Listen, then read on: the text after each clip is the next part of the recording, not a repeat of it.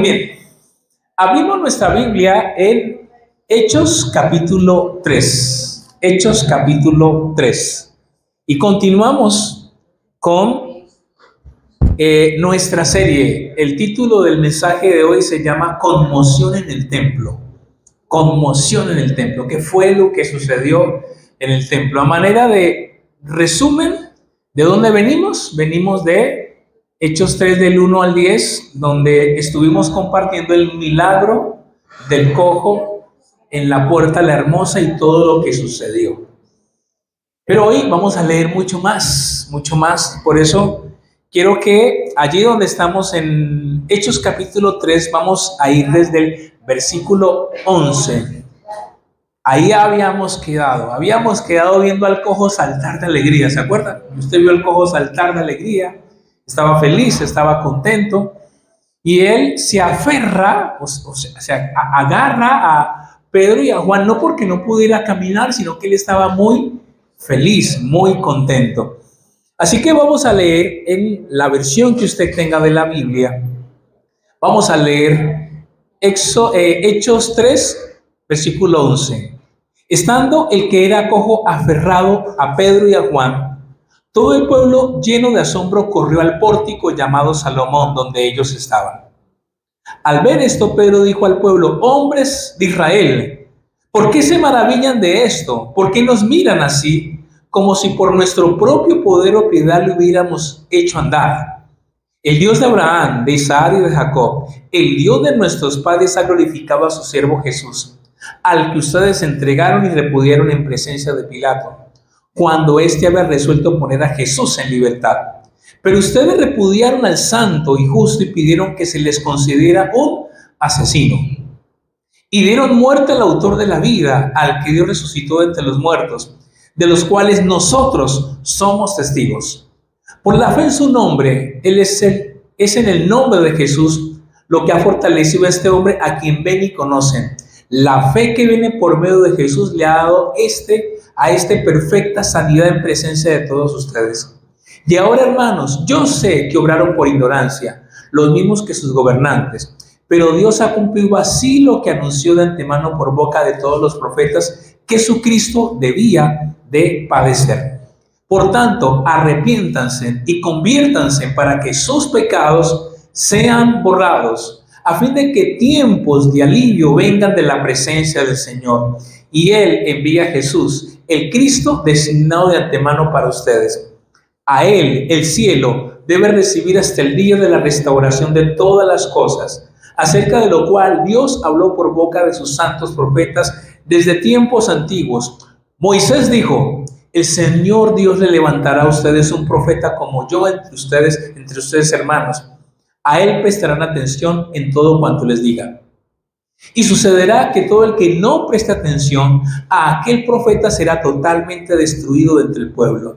Asimismo, todos los profetas que han hablado desde Samuel y sus sucesores en adelante también anunciaron estos días.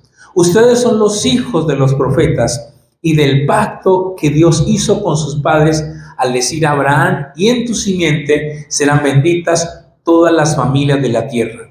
Para ustedes, en primer lugar, Dios, habiendo resucitado a su siervo, lo ha enviado para que lo bendiga, a fin de apartar a cada uno de ustedes de sus iniquidades.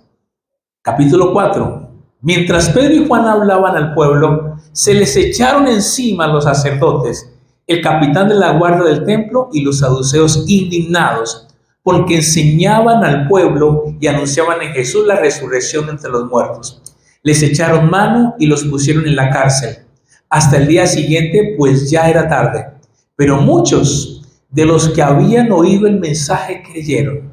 Y ahora se añaden, ¿cuántos? 5,000.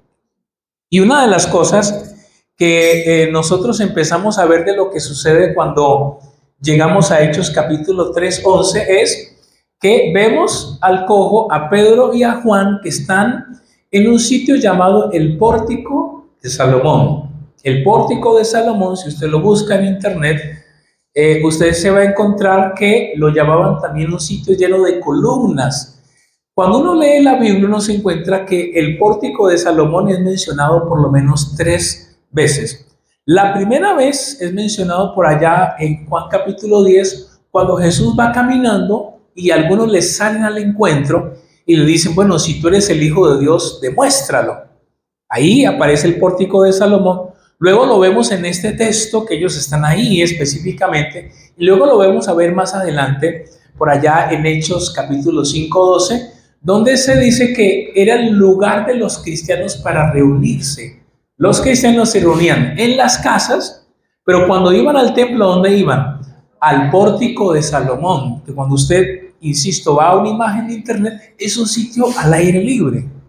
Es un sitio público. Uno dice pórtico, uno cree que es una puerta. No, realmente era un sitio al aire libre donde había una especie de callejón, de camino, y ahí se reunían ellos en ese lugar mientras la gente los estaba observando. Ahora, ¿qué sucede?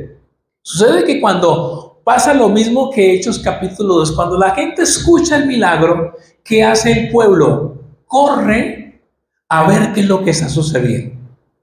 Entonces imagínense, corren al lugar donde están en ese momento y empiezan a ver qué es lo que está pasando. Ahora, volvemos a lo mismo que ya habíamos hablado en Hechos capítulo 2, y es que la gente cómo reaccionó, sé que se sorprendió, se asombró. Y aquí yo quiero volver a hacer énfasis a algo que ya hicimos en Hechos capítulo 2, y es que los milagros, ¿por qué son importantes los milagros? Pues es la pregunta que es clara. ¿Por qué son importantes los milagros? Porque es innegable que los milagros atraen, ¿cierto? Y creo que Dios se sirve de los milagros para atraer. Pero después del milagro tiene que ser enseñada la palabra de Dios. Porque si no es enseñada la palabra de Dios, la gente no tiene un sustento, un asidero, y se queda en ¿qué? Se queda en la emoción del milagro. Y lastimosamente, a propósito, hoy pasa en muchas iglesias.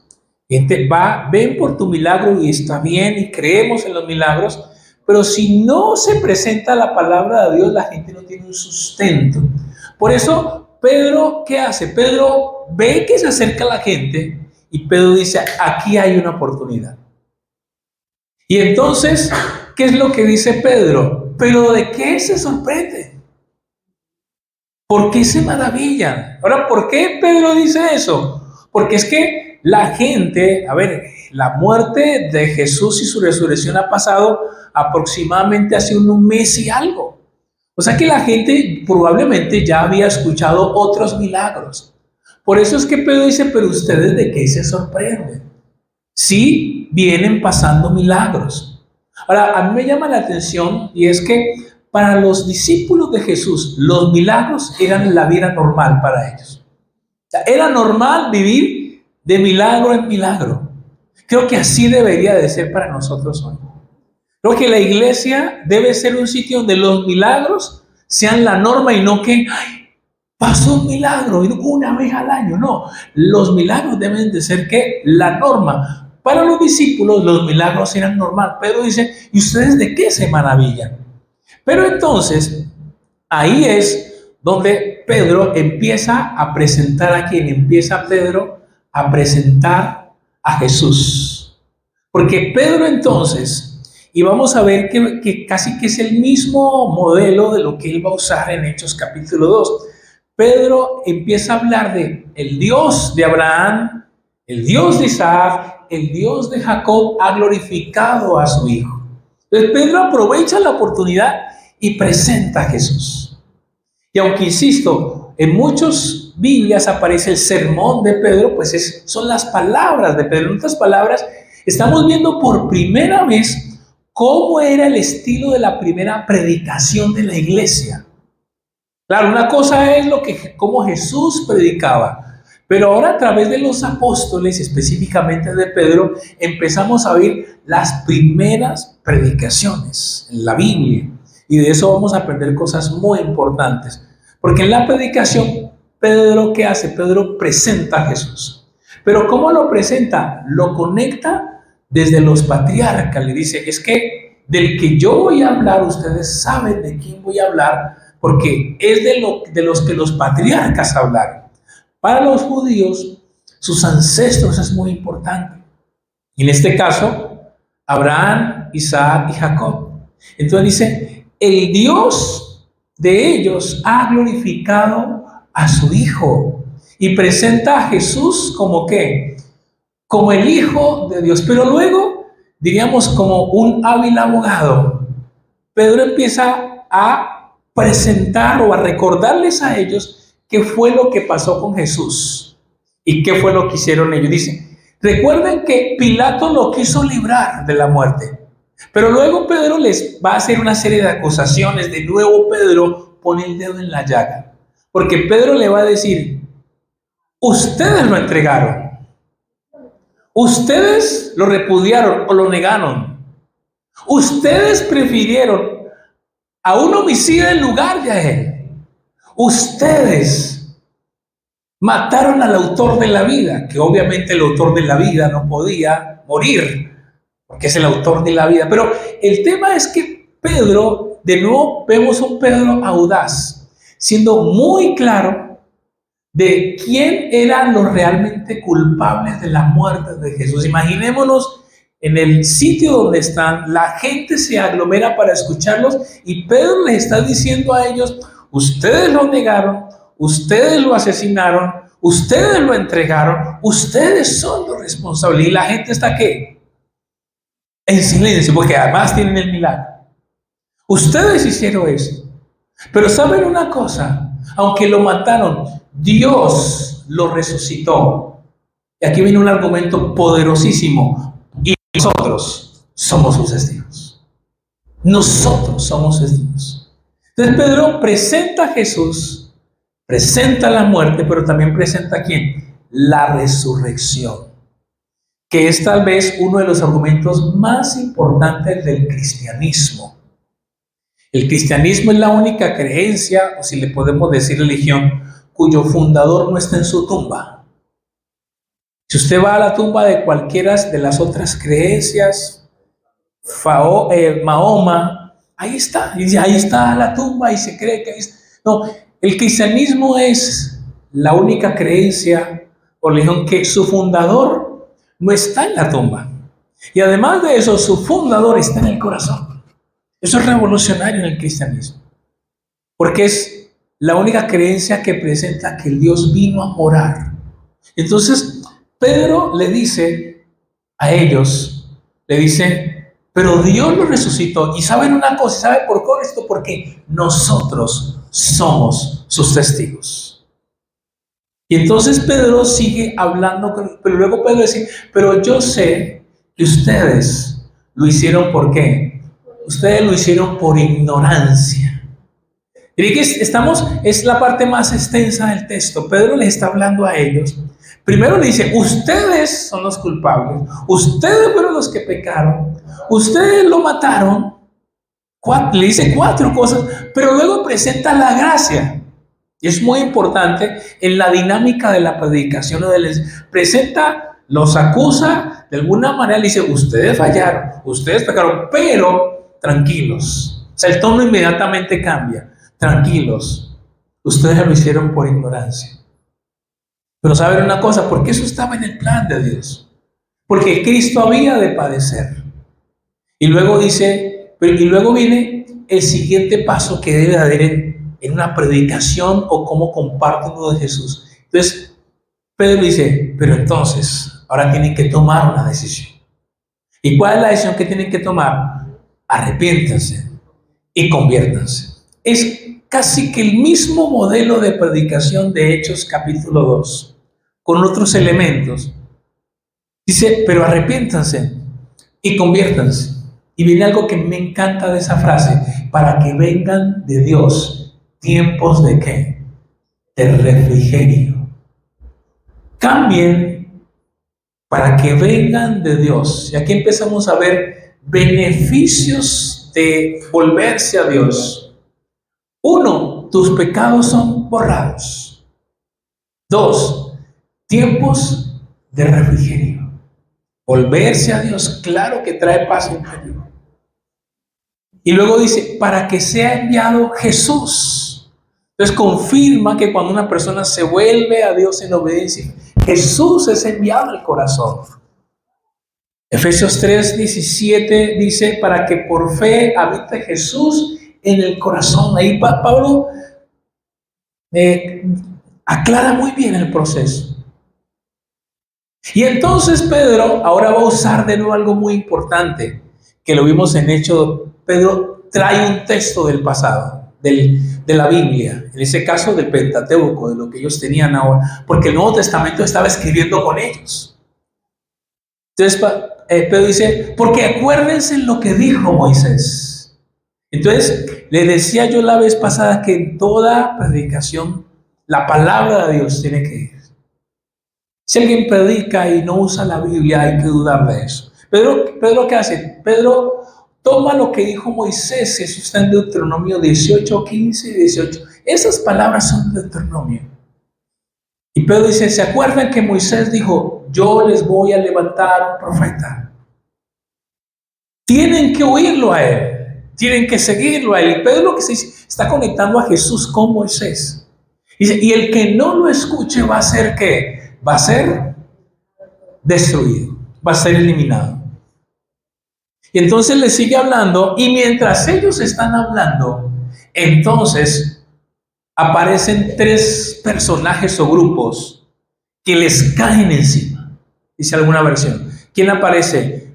Los sacerdotes. Vamos a leer el capítulo 4. Sacerdotes, el jefe de la guardia y los saduceos. Les caen encima. Y les caen encima, ¿por qué? Dice la Biblia que ellos se indignan, les da rabia. ¿Qué es lo que les da rabia? Que ellos estén, ¿qué? Si usted lee, ¿qué les da rabia? Que les esté enseñando. Eso es lo que les da rabia.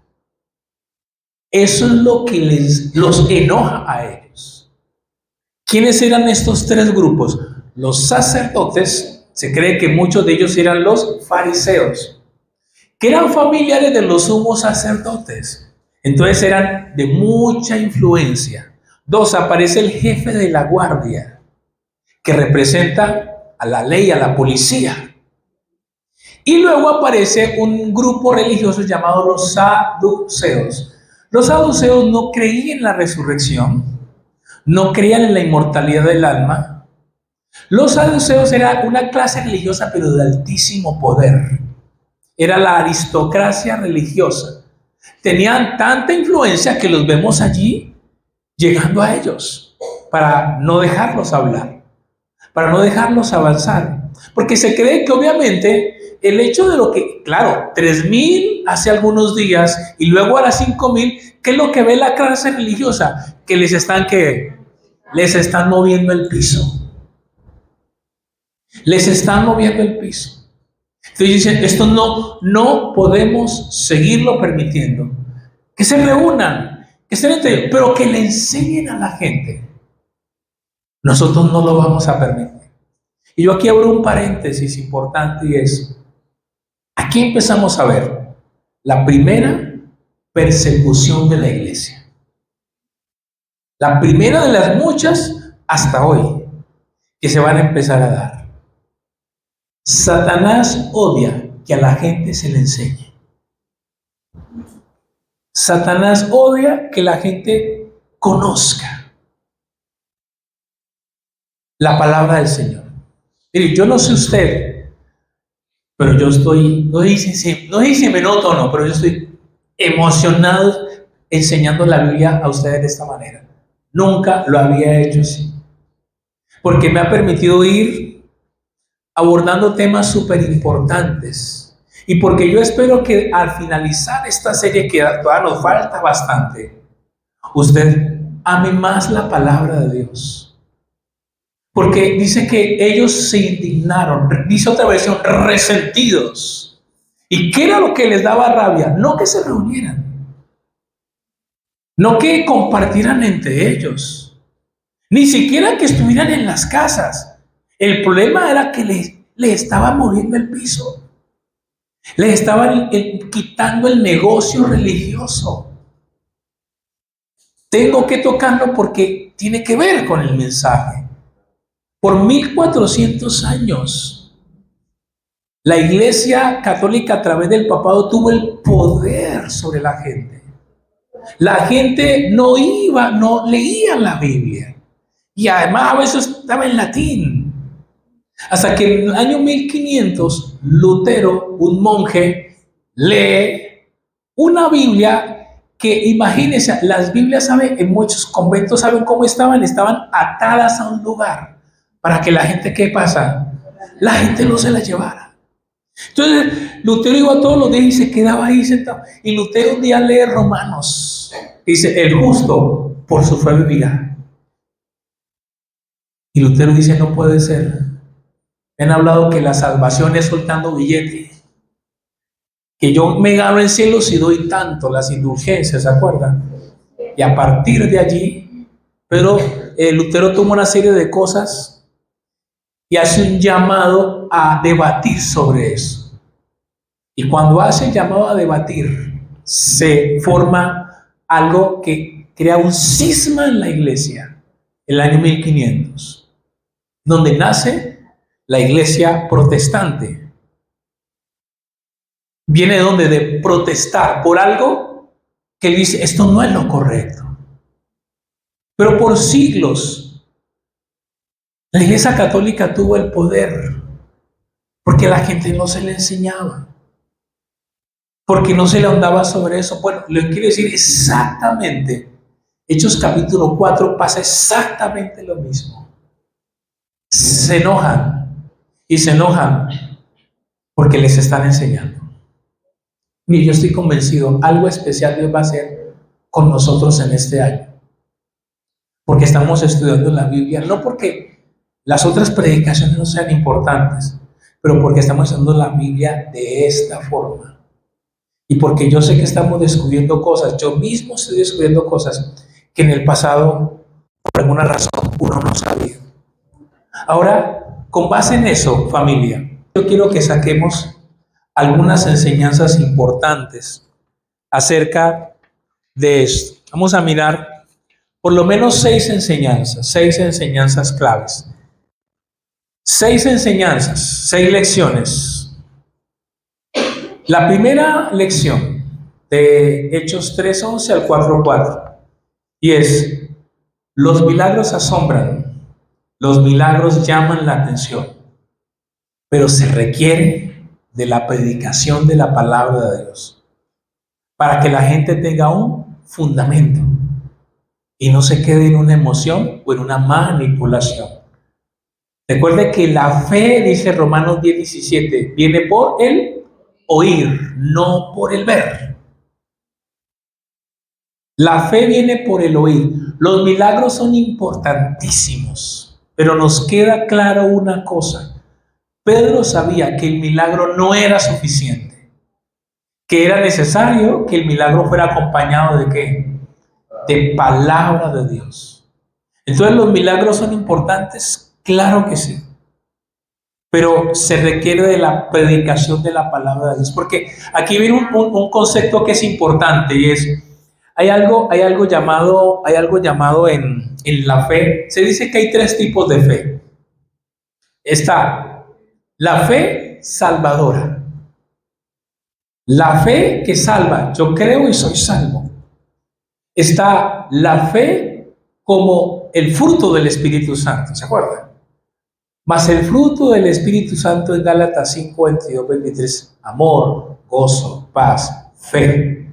Y está la fe como don. En 1 Corintios 12. El don de fe. Esta fe de la que estamos leyendo es la fe que salva. En la fe salvadora, la persona pone su fe en Jesús y experimenta salvación. El milagro, insisto, es importantísimo, pero es la predicación de la palabra que activa la fe que salva. Estoy poniendo un poco como teológico, ¿no? Bueno, no, creo que no es confuso, ¿no?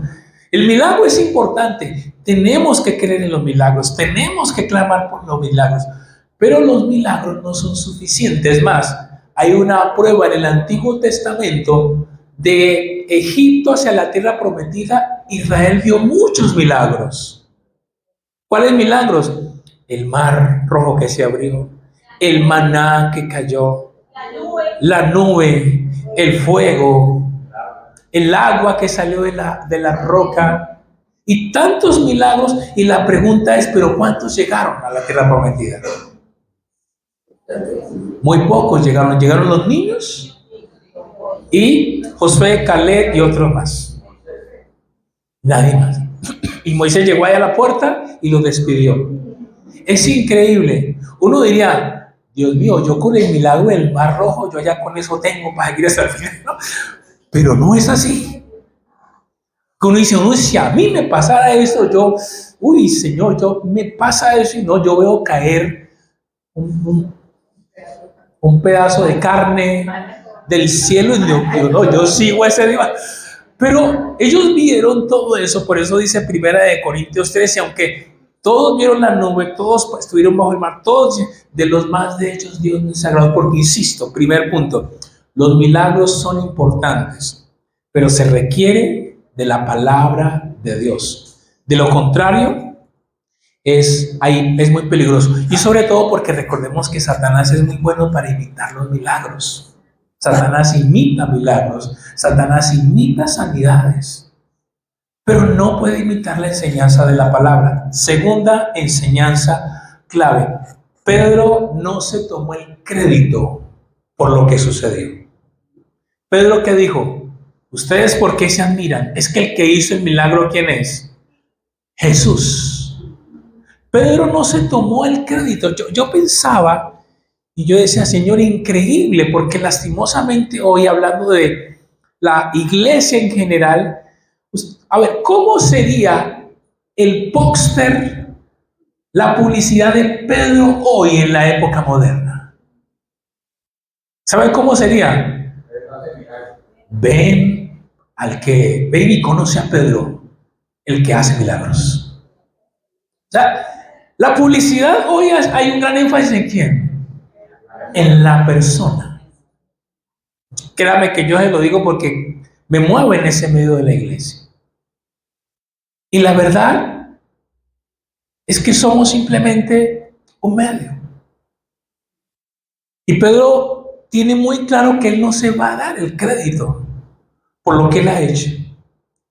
Mire, y en las cosas de Dios, pase lo que pase en la iglesia, para la gloria de Dios, todo será por obra de ¿quién? De Él. No por causa de nuestro poder y capacidad. Hay un peligro muy grande: endiosar a las personas. Eso es muy peligroso y pasa hoy. Y hay pastores que de alguna manera les gusta eso. Yo soy el hombre de Dios. Ay. Ya. ¿Cuál es la gracia de Dios que lo tiene uno ahí por pura misericordia? Tercera enseñanza: la verdadera predicación se trata de ¿quién? De Jesús. La verdadera predicación. Hoy en día hay mucha predicación, gloria a Dios por eso. Pero hay mucha predicación que habla más de la persona. Hay mucha, a ver, Pedro pudo haber empezado, un momento, les habla Pedro el que caminó sobre las aguas. Les habla Pedro el que yo comía. Pedro no menciona eso. Pedro se olvida de él, porque Pedro va a presentar ¿a quién? A Jesús.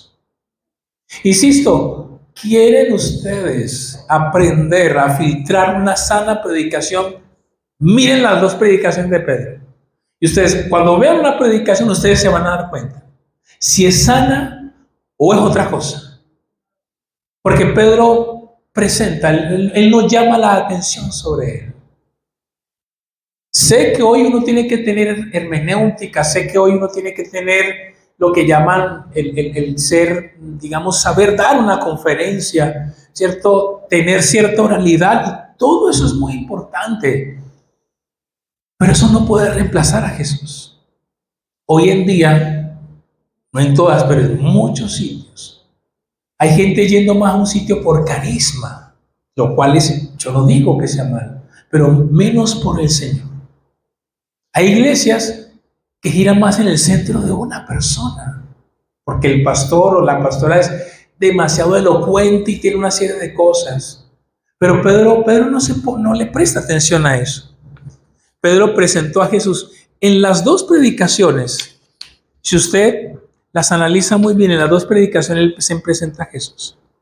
Cuarta enseñanza: cuidado con lo que rechazas y lo que aceptas. Pedro le dijo al pueblo: ustedes rechazaron a Jesús y eligieron ¿a quién? A un homicida.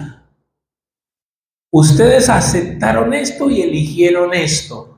Cuidado con lo que usted rechaza o acepta. Hoy en día asistimos a algo terrible que está pasando en la sociedad. Y es que es ser retrógrado todo lo de Dios y es ser cool hablar de lo moderno. Si usted habla de Jesús, usted es retrógrado. Pero si usted dice: ay, no, yo toda la mañana abrazo un árbol y dice: wow, yo siento el árbol, wow, Jesús no, retrógrado. Usted abraza un árbol, wow. Porque es así, la gente hoy acepta una cosa, rechaza otra. Hoy usted habla de la familia como debe de ser, varón, mujer, niño, retrógrado, ¿cierto? Del pasado. Dos hombres, ¡qué maravilloso! Porque hoy en día es así. Hoy en día se rechaza lo que está establecido y se abraza. Hoy en día, si en una apertura de un programa deportivo, porque ha pasado, alguien dice: pero démosle primero gloria a Dios. ¡Ay, Dios mío! ¿Qué ha dicho? Eso le llueve por Instagram, por Claro, usted por qué mete a Dios, no sé qué. Pero usted en los Juegos Olímpicos, entonces en la Santa Cena, y hacen semejante aberración, y todo el mundo: wow, qué maravilloso. Se burlaron de la Santa Cena. Pero eso sí hay que aplaudirlo. Porque hoy en día así es que funciona la cosa. Entonces, yo tengo que tener mucho cuidado con qué rechazo y qué acepto. Porque el show es denigrar de Dios. Eso es lo que llama la atención. Eso es lo que llama la atención tremendamente. Entonces, cuidado con lo que usted acepta o rechaza. Quinto, y aquí me voy a demorar un poco, menos mal que tenemos tiempo. Aquí voy a tocar para mí, le compartía yo a Marta lo medular del mensaje. Como cristianos, debemos revisar cómo estamos llevando el evangelio. Esto a mí me puso a pensar. Porque quiero hoy contarle lo que no es el evangelio y lo que sí es el evangelio. Para que tengamos claro y nos empecemos a nombrar un mismo sentido, porque lo estamos viendo con Pedro. Ya hemos visto 2 sermones de Pedro. Y como decimos, tenemos que tener mucho cuidado cómo se presenta el evangelio. Aclaro, el evangelio no es la noticia de que estamos bien. El evangelio no es la noticia de que Dios es amor, aunque Dios es amor. El evangelio no es la noticia de Jesús quiere ser tu amigo. El evangelio no es la noticia de que Dios tiene un plan maravilloso para ti. El evangelio es el ser humano fallado. Jesús vino a morir por ti. En arrepentimiento y fe, si te vuelves a Él, experimenta la salvación. Si usted analiza los 2 sermones de Pedro, Pedro nunca empezó diciendo: Dios nos ama mucho, venga para acá, Dios lo quiere bendecir, Dios te quiere prosperar. Ese no fue el gancho, ese no fue el atractivo. Y ya les voy a decir por qué estamos hablando de esto, porque es muy importante. El evangelio, alguien dice que el evangelio se conforma de 4 cosas claves: Dios, el estado del ser humano, Cristo y la decisión que alguien tiene que tomar. Ese es el evangelio en resumen. Dios, Cristo, el ser humano, Dios, el hombre, Cristo y la decisión. La persona tiene que responder a esa decisión. Por eso Pedro sabiamente maneja todo. Luego, ¿qué les dice? Pero arrepiéntanse. Pero arrepiéntanse y tienes que tomar una decisión en eso. Ahora, ¿por qué estamos hablando de esto que es tan importante y tan relevante? ¿Sabe por qué se lo estoy diciendo, familia? Porque se ha comprobado una cosa que está pasando hoy en la iglesia. Falsas conversiones. ¿Cómo así que falsas conversiones? Imagínense que hay un dato, de esos datos que pasan en Estados Unidos hace varios años, que las iglesias contaron 11.500 iglesias, declararon una década, creo que fue en 1991, la década de la cosecha, ¿ves? Que iban a evangelizar los Estados Unidos, 11.500 iglesias. Al final de ese año de cosecha, encontraron que 294,000 personas le dijeron sí a Jesús, o sea que hipotéticamente habían recibido a Jesús. Pero cuando empezaron a hacerle seguimiento a esas 294,000 decisiones por Jesús, encontraron que en las iglesias al final de esas 294,000 solo quedaban 14,000 personas. La pregunta que surgió es, ¿qué pasó con los 280,000? ¿Dónde estuvo el error? Y entonces a la conclusión que se llegó fue que la manera como se les presentó el evangelio no fue la correcta.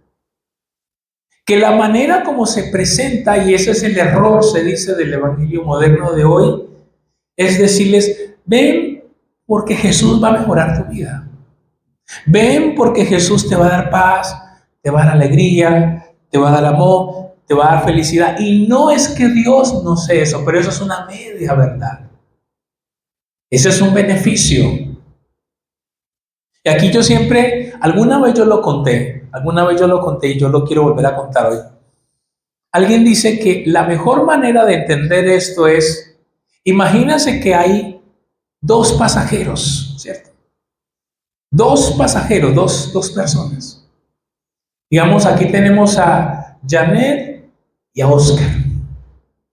Y entonces hay un experimento con ellos. Se les va a dar un paracaídas. Solo que a Janet se le dice, Janet, póngase este paracaídas, póngaselo, siéntese en una silla del avión y es para que usted se sienta mejor con ese paracaídas. Y claro, Janet se pone el paracaídas, se acomoda, pero empieza a sentirse como mal. Además de que lo que le empiezan a ver a ella dice, pobrecita esa señora, está loca, ¿cómo usa eso? Y llega un momento en que Janet va a decir, ay, no, yo me quito esto, qué vergüenza. Pero imaginemos que el pasajero número 2, que es Oscar, se le dice, Oscar, póngase este paracaídas, te va a incomodar, pero es que en algún momento el avión se va a caer. Entonces, Oscar también se va a sentir incómodo, también se va a sentir mal, la gente se va a burlar un poco de él, pero a Oscar no le va a importar. Pues que Oscar sabe que cuando se caiga el avión, él se va a salvar. El tema es, guardando las comparaciones de cómo se presenta el evangelio, es que hoy muchas veces, claro, porque es la opción fácil. Yo le digo a la persona, mira, ven, entre comillas, ponte a Jesús, Él te va a dar paz. Ponte a Jesús, Él te va a dar tranquilidad. Ponte a Jesús, Él va a hacer esto. Pero la persona no se le habla del juicio, no se le habla de que un día va a partir de este mundo, sino que se le vende esa parte que no está mal, pero que no es toda la verdad. Entonces la persona, entre comillas, se pone a Jesús, experimenta a veces cierta incomodidad, pero como no tiene claro lo que es salvación, un día ¿qué hace? Entre comillas, se lo quita, que es, se aleja, se desconecta. Y el error no tanto es de la persona, el error es de quien le dijo de qué haría Jesús. Pero aquel que se pone entre comillas, o sea, recibe a Jesús de la manera que es, porque entiende el tema del pecado, porque entiende, como dijo Pedro, y el que no haga caso al profeta será destruido, que entiende que su vida va más allá de cuando parta de este mundo. Cuando pase por incomodidad no le va a importar, porque sabe por qué recibió a quién, a Jesús en su vida, y entonces no va a ser un falso convertido, porque la realidad dice que hasta que el ser humano no entienda la gravedad del pecado, no correrá a la cruz. El otro ejemplo más sencillo es, volviendo al tema de aquí de Janet, esta es positiva, Janet, tranquilo, no todo va a ser. Imagínense que hay un gran virus, eso es la bendición de sentarse adelante, pero se va a ir sentando adelante. Muy bien, hay un gran virus, pero Janet no sabe. Y digo, no, Janet, mire, le voy a aplicar esta inyección del virus NHS 50. Pero Janet dice, yo no conozco, ¿eso qué es? Muy bien. Para ella aceptar la vacuna, creeríamos que ella debe de tener cierto conocimiento. Si Janet no es consciente, no lo va a aceptar. Es como tratar de salvar a alguien que se está ahogando cuando cree que no se está ahogando. La persona no se va a dejar ayudar. Por eso, Pedro en los dos casos que hace, primero, ¿qué le dice? Los hace conscientes del pecado. Para que fruto de la conciencia ellos del pecado, y ahora queremos tranquilos, Jesús está aquí. ¿Se ve la cosa? Es la gran diferencia. Entonces, hoy en día se dice que hay mucha falsa conversión. La Biblia dice que el trigo y la cizaña crecen, ¿qué? Crecen juntas. Esa es la simbología. La cizaña se parece al trigo, pero no es. Lastimosamente, y espero que aquí no sea el caso, en la iglesia hay gente que parece trigo, pero es cizaña. Aquí no, aquí todos son santos. Señales de un falso convertido. Por eso le dije que me iba a detener un poco. Aquí usted tiene que evaluar, y si no, al final acérquese y diga, volvamos a hacer la oración. Señal número 1 de las muchas: falta de humedad.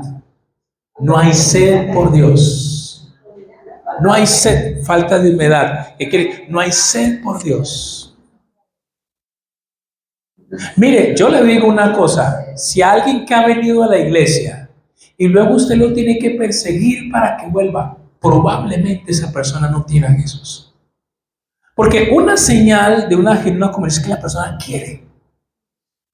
¿Se acuerda que desead como niños recién nacidos la leche espiritual? La persona quiere. Claro, uno puede pasar por momentos de frialdad, a todos nos pasa. Hay días que uno de pronto no va a querer, pero la constancia es que usted empieza. Hay una sed, pero un falso convertido no hay sed. Un falso convertido no tiene raíces profundas. La parábola del sembrador, ¿recuerdan? No tiene raíces profundas. No hay raíces profundas, entonces fácilmente cualquier cosa lo desarraiga. Un falso convertido cree por un tiempo, pero cuando viene el tiempo de la prueba, ¿qué pasa? Se aparta. Cree por un tiempo. Y un tiempo puede ser un mes, 2 meses, 6 meses, 1 año, 2 años, 3 años, 4 años. Un verdadero convertido aguanta lo que sea. Aguanta y listos, pero otra vez, ¿cierto? Pero un falso convertido, pues no hay amor por la palabra de Dios. Dios no figura en su agenda. Por eso alguien dice que al evangelizar o compartir, o cuando alguien llega a la casa de Dios, hay que dejarle claro por lo menos 3 cosas. Decirle, mira, la decisión que estás a punto de tomar es costosa. Jesús dijo en Lucas 14, el que quiere ser mi discípulo, tiene que calcular los costos. Pero eso no lo decimos, porque como la idea es atraer a la persona. La idea es atraer, entonces no digamos eso, ¿por qué? Pero al hacer eso generamos un falso convertido, que un día va a colapsar. Lo otro que la persona tiene que tener muy claro es, Mira, esto es urgente. En Lucas 12:20, Jesús dijo, cuidado, esta noche vienen por tu alma.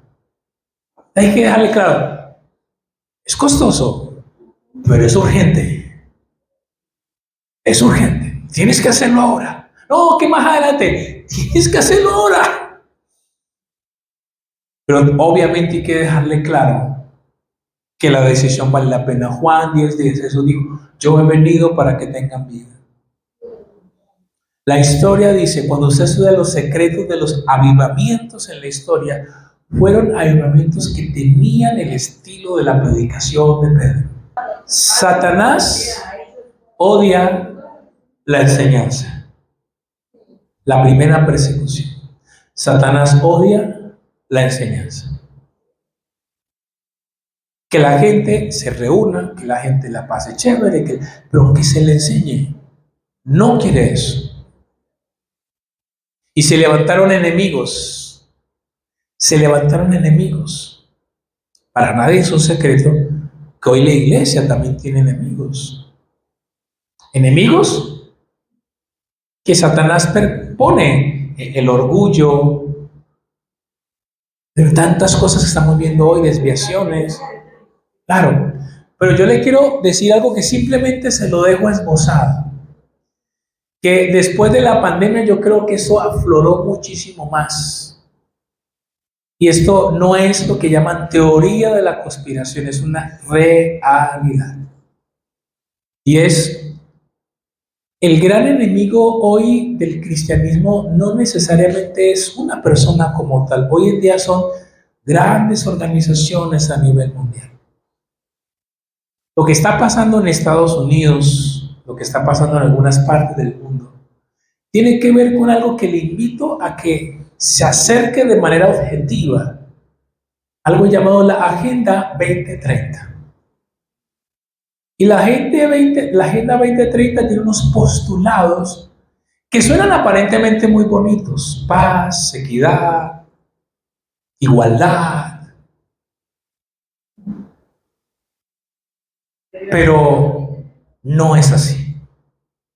Los grandes enemigos hoy es. Y yo hoy, si no lo he dicho antes, hoy lo tengo que decir porque no puedo ser a medias tintas. No hay un sistema político perfecto.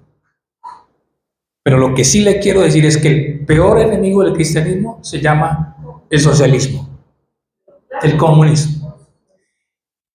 Es el peor de todos. No hay sistema perfecto. Pero es el peor, históricamente es el peor, el que más ha perseguido a los cristianos. Claro, eso es muy delicado con eso. Entonces, ¿por qué menciono eso? Porque claro que hay persecución. Claro, ahora, yo simplemente dejo una pregunta esbozada y es, ¿por qué será que tal vez hoy no nos persiguen tanto? Y es porque muy probable no estamos impactando ni enseñando como debe de ser. Entonces, ¿qué dicen? No hay peligro. No hay peligro. Pero cuando uno se mete con este tema, cuando uno se mete a hacer claro con la ideología de género, cuando uno se mete a hacer claro con algo que se llama el wokismo, cuando uno se mete a hacer claro con los sistemas, pues, claro, la gente se enoja.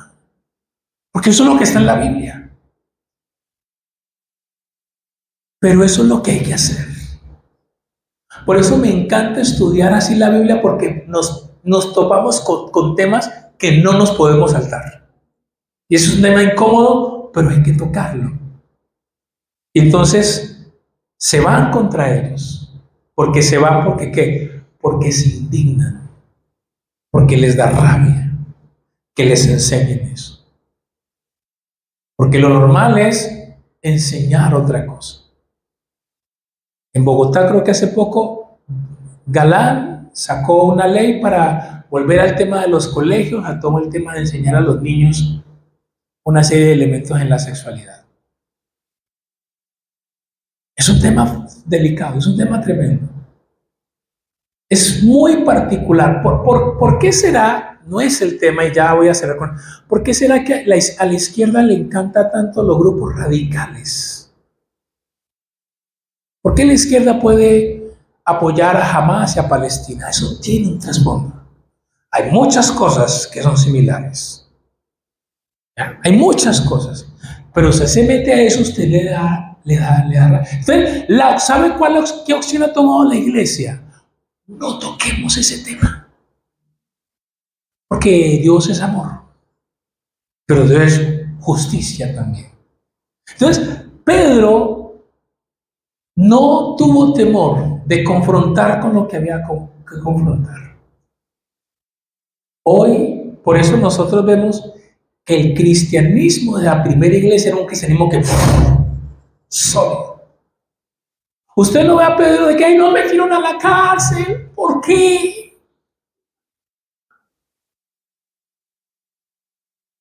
Pero hoy, cuando hay una falsa conversión y el cristiano entra en crisis, dice, pero ¿por qué me está pasando eso si me dijeron que Dios era felicidad? ¿Sí ven la cosa? Claro, porque le vendieron un evangelio medio. Le hablaron solamente de eso. Claro, por ganar. ¿Cierto? Porque hoy hay un peligro. La iglesia tiene que tomar una decisión. Nosotros como iglesia que estamos en formación con mucho por hacer, nosotros tenemos que tomar una decisión. O llenamos a la iglesia de personas o llenamos a las personas de Dios. Esa es la decisión. La opción fácil. Cualquier estrategia para llenar la iglesia de personas. La opción difícil. Llenar a las personas de Dios. De su palabra. Eso es un filtro muy distinto. Por eso hoy, familia, para que nos preparemos, tomamos, le dije a mi esposa, la decisión de celebrar la Santa Cena. La Santa Cena que conmemora la muerte, la resurrección de Jesús, pero también la Santa Cena nos recuerda el compromiso con ¿qué? Con alcanzar a otros.